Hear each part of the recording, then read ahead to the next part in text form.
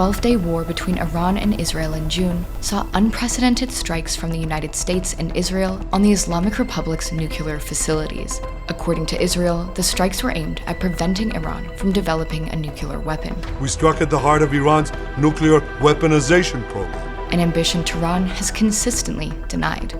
But amid heightened global tensions and growing militarization, is a new nuclear arms race emerging.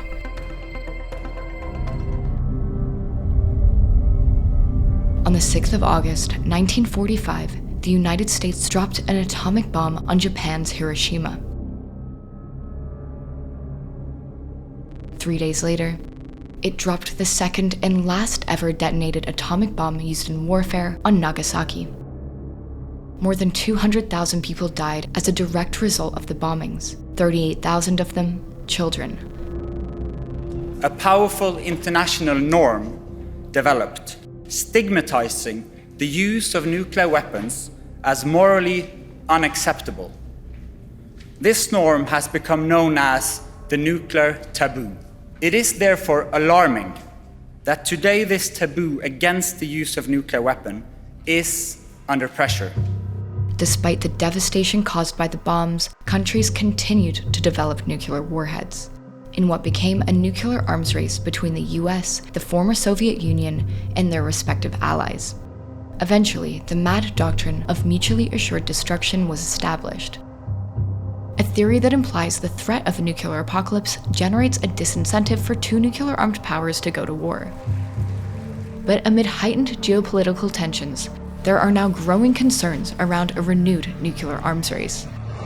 Russian President Vladimir Putin has wielded the nuclear threat on a number of occasions since his country's 2022 invasion of Ukraine, aiming to deter the West from militarily aiding Kyiv.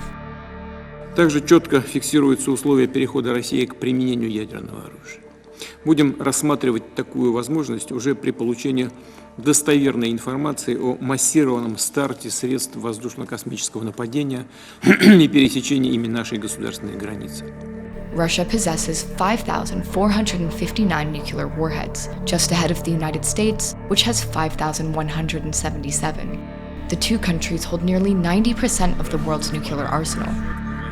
In times of conflict, of international tension, having nuclear weapons is extremely dangerous. We don't know exactly, nobody knows the calculations that goes on in the minds of leaders like Putin when it comes to nuclear weapons. In March 2024, the UN was already warning of an unprecedented level of nuclear threat not seen in decades. Geopolitical tensions and mistrust have escalated the risk of nuclear warfare to its highest point in decades. The doomsday clock is ticking loudly enough for all to hear.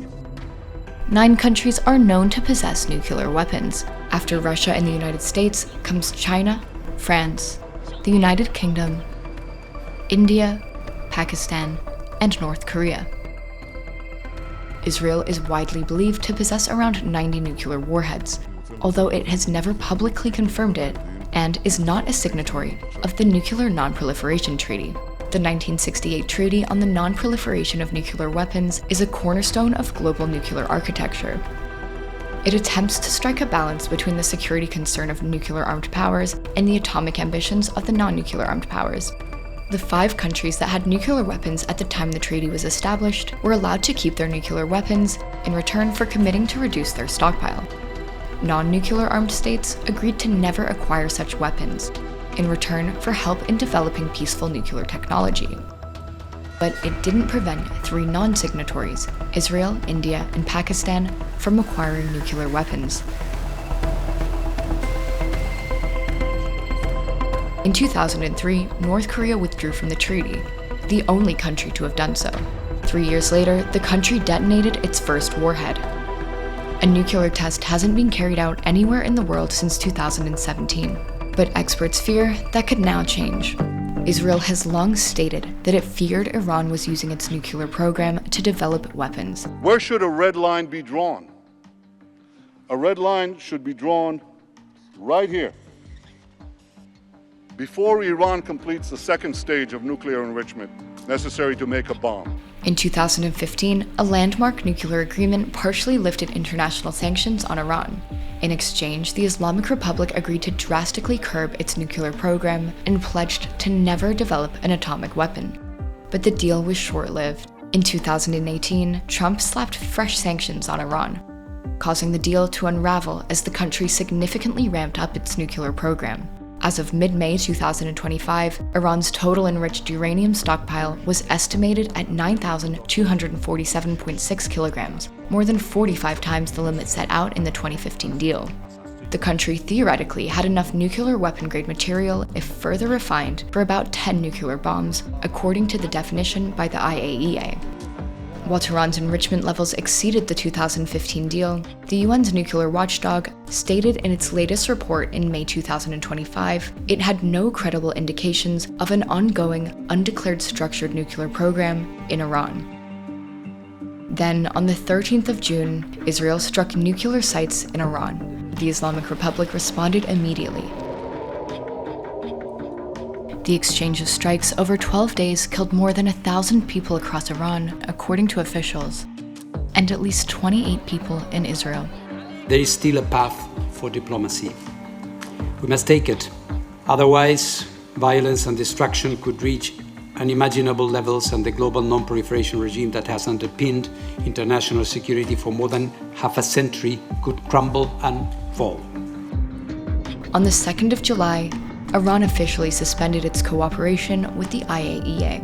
The recent unlawful act of aggression has delivered a fundamental and irreparable blow to the international non-proliferation regime, conclusively demonstrating that the existing NPT framework has been rendered ineffective in fulfilling its foundational objective.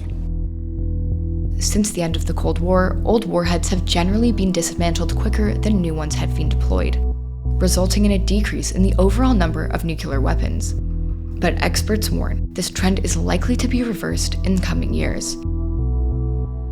And concerns of nuclear proliferation lie beyond just Iran. Donald Trump's attacks on NATO and the established world order are undermining the confidence of states under the US security umbrella, leading some non-nuclear armed allies to seek reopening the debate. Some experts have said that South Korea is the most likely US ally to consider acquiring nuclear weapons, challenged by the nuclear threat of North Korea. Fearing threats from Russia, the Polish Prime Minister Donald Tusk has also not excluded pursuing nuclear weapons in the future. Global spending on nuclear weapons topped $100 billion in 2024. That's nearly $10 billion more than the year prior. In particular, China has significantly added to their nuclear arsenal, adding another 100 warheads in 2023 and in 2024, according to the Stockholm International Peace Research Institute. Now there's China to think about as well, and a three-sided arms control agreement is going to be devilishly complex to achieve. We see the warning signs of a new nuclear arms race coming.